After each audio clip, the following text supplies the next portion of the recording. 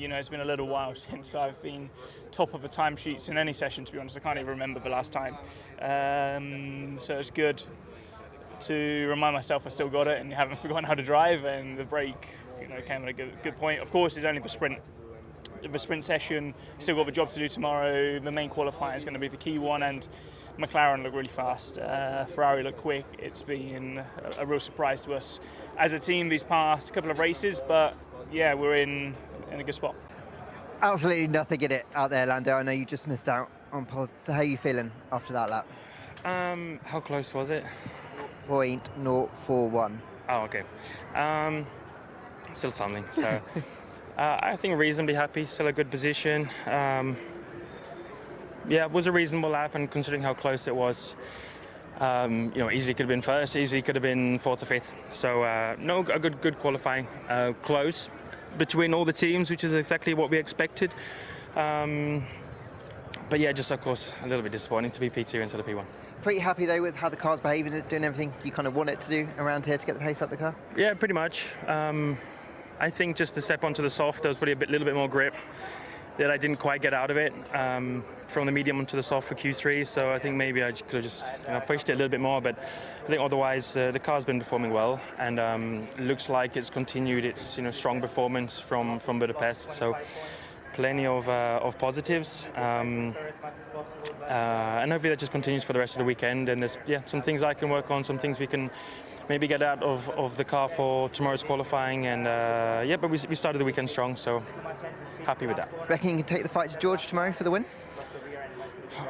That's the plan. It's not an easy track to overtake, so and the inside of the grid's a lot worse than the left side of the grid. So let's wait and see. All right, hope it cleans up nicely. Thank you. Shah, I thought you were right in the mix today to go and fight for pole. Were you a little bit disappointed maybe that didn't kind of come through as we went through SQ?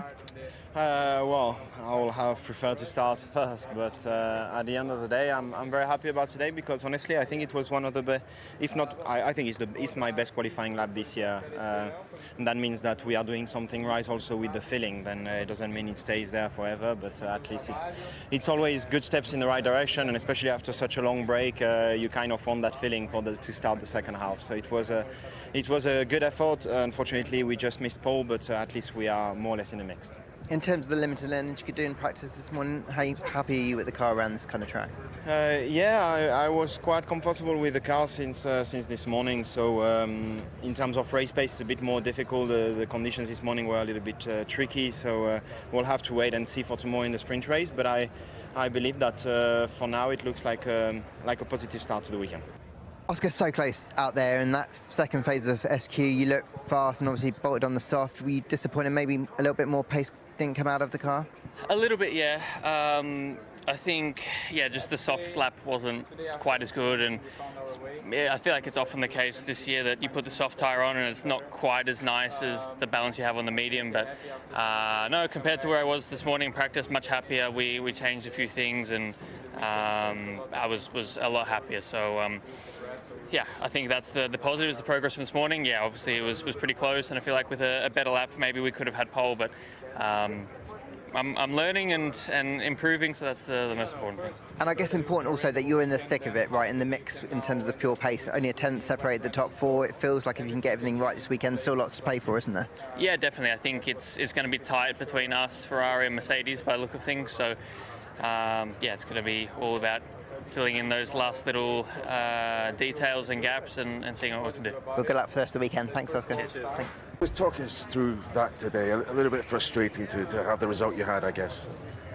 Yeah, no, not a good session, unfortunately. This is the way it is. P1 felt good. We made subtle adjustments to the car, but then we got into qualifying. It was a completely different car, so need to figure out what went wrong, and then we'll do our best tomorrow. Yeah, I mean, you'll try and make a few places and give it a few fireworks, I'm sure, tomorrow. You got a rough idea what you'll need to adjust possibly after the sprint race? Yes, I think so. I mean, we'll look at the data, and then we'll make a determination. But we made we just got to go through the data and figure it out. Charles was in a slightly different place to me, so a bit closer to where I was. So that's it. Thank you. It was all quite close, Kimi. I'm just questioning whether you carried a little bit of damage from that off earlier in qualifying. Oh yeah, big time. Yeah. I had a couple of holes in the floor, so when I came in, they initially said it was a loss of 25 points. Then they tried to repair as much as possible, but yeah, definitely the damage was still there. I was struggling a lot in the low speed, but yeah, it's what it is, you know.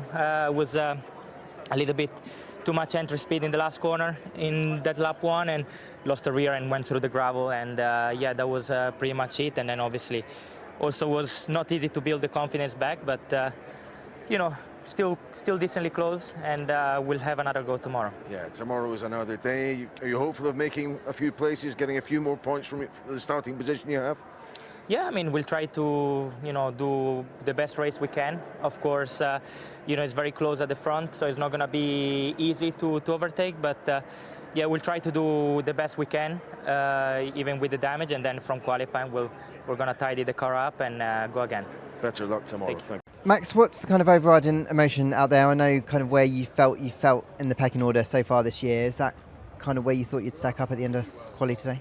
Yeah, I mean, I guess we out-qualified one car, but yeah, just a bit tricky to find the grip, the balance. I mean, it was already a step forward from FP1, okay, but of course still lacking a little bit to be a little bit further up the road. But there's something that we need to understand, I guess, now what we can do with the balance for tomorrow, to find a bit more grip, really. I mean, yeah, bit of balance, bit of grip to close the gap a bit. For almost every sprint this weekend so far this year, you've managed to find quite a lot overnight. Does that give you a bit of confidence that there's still a lot to play for this weekend? Hit and miss, but I mean, let's see what we can find. I cannot tell you right now. Right, well, best luck. Well, Liam, it looked like you settled in really nicely this morning, so you must be pretty frustrated not to make it into SQ3 today, because you look decent out there. Yeah, honestly, I don't really know. We obviously it's been an interesting day, but yeah, normally you'd sort of improve through quali, and we started SQ1 quite strong, and then we didn't make the same step that everybody else did. So obviously we'll look into it. There's a lot obviously to learn today, but so far, honestly, I feel quite good in the car. So yeah, I was honestly feeling okay through quali. I thought we'd get through, so it's a shame. All things considered, I kind of feel like you've done an incredible job to kind of get settled this comfortable. It felt like you were able to get the pace out of the car. Does that bode well for the rest of the weekend at least? Because you've still got the sprint and the Grand Prix to go. It definitely does. We'll obviously try and fix it and put it together for quali. But we definitely had the potential to be right, you know, up there today. So it's frustrating. Well, best luck for the rest of the weekend. Thank you. So a very successful qualifying from Durtch, obviously rejuvenated after the break. Talk us through it. First of all, congratulations to your marriage. I saw that. A lucky man. Yeah, George is coming back. I think he feels so much pressure is off his shoulders after she accepted his marriage proposal. That for sure bothered him before the summer break. But it's good to see, you know, some solid work put in during the day today, and then put the dots together and had a very good lap. And an unusual gap, let's say, for your two drivers between them, although very small. Kimi Antonelli in P5. We've seen he had that lock up or go off track earlier in the session. Was there any damage to the car or anything else that you're worried about? Yeah, quite a big hit. We lost 20 points with a hole in the floor, but we managed to patch it up, and it looked like be completely intact afterwards. Like you say, it's so close, the gaps are so tiny, and he made a little bit of a mistake into turn 11, pushing it too hard on the entry, and that it can go quickly. And target for tomorrow? Yeah, excited for tomorrow. I think on the long run the Ferrari looked very strong. We didn't have that pace, but you know, it's the baby race. The important session is tomorrow afternoon. Good luck. Thank you. So Andrea, a strong show in there from McLaren, P2 and P4. Is that just the tracksuit in the car, or the upgrades working, or talk us through it? Well, at the moment I would say we started where we finished. The car was competitive in Hungary. And in Hungary, again, it was very tight with Ferrari, with Mercedes. So it's good, in a way, that we started from where we finished, because it means that McLaren is there, is competitive. And this is thanks to the upgrades we took to Hungary. We have a few more parts here, but it's not as consistent as we had in Hungary. And I think we have ahead of us an interesting weekend and an interesting second part of the season. So looking ahead of the weekend, the sprint tomorrow, how are you expecting your pace to be in that? The long run pace, I think, look quite strong. I think in terms of pace, we saw this morning that Ferrari appeared very competitive. Difficult in P1 practice to know what fuel level the competitors will have used in the long runs. But Ferrari looked competitive, Mercedes, so I think a bit of a reflection of what we saw in qualifying. I expect that the sprint race will be very tight, but we don't have to forget that there's quite a lot of weather around, so it could actually be quite eventful because of some other circumstances. So good start. I'm sure there's a little bit that we can add to the performance of the car, but also a lot that we have to be prepared for, given that the weekend is a bit unsettled from a weather point of view. Brilliant, thank you very much, good luck. Yeah, we watched the post-sprint qualifying interviews at the Zandvoort at the Dutch Grand Prix. We had a very interesting sprint qualifying. George Russell take sprint pole for the Mercedes, but behind him the margins are absolutely ridiculous. Lando Norris, Charles Leclerc and Oscar Piastri were all within a tenth of pole, while championship leader Kimi Antonelli could only manage fifth. As always, I have took some notes in my mobile phone. I'm going to read them all, and of course at the end of the video also you can comment your thoughts about the driver interviews and the other stuff that happened at the drivers interviews after sprint qualifying. And of course we are going to start with Max Verstappen. He just finished at the sixth position. Of course, we are. I said from Max Verstappen, but I'm going to start from the George Russell. Described it as one of those qualifying sessions where everything finally came together, and on the last lap, Mercedes looked competitive from practice, but beating Norris by only 400ths shows just how little margin there was. George also wasn't getting carried away. The sprint start could be everything tomorrow because with Norris directly alongside him and Leclerc and Piastri immediately behind. There is absolutely no room for poor getaway. Lando Norris looked disappointed but definitely not defeated. 400ths separated him from a pole. His feeling was that McLaren had enough performance to take P1, but there were tiny areas around the lap where time disappeared. More importantly, Norris believes that the race pace is there, and the starting alongside Russell means this sprint could immediately become Mercedes versus McLaren into the turn one. Then we have Charles Leclerc at the third position. Ferrari's new developments appear to have produced something interesting because Charles was only 55 thousandths away from the pole. Leclerc sounded much happier with the balance than the Ferrari perhaps expected coming into the weekend.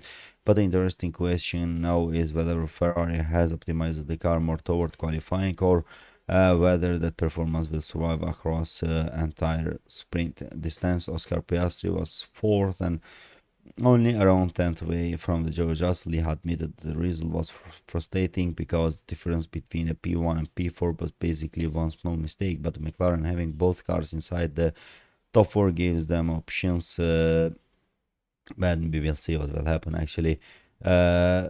Tomorrow also we had Kimi Antonelli after the gravel moment earlier in the sprint qualifying, simply reaching SQ3 was already important. P isn't where the championship leader wanted to be after topping practice, and he admitted there was more performance available, but tomorrow becomes damage limitation and opportunity for George Russell. He's starting directly behind four extremely aggressive drivers. If they start fighting, Kimi could be the one waiting to capitalize and the crowd favorite that thing.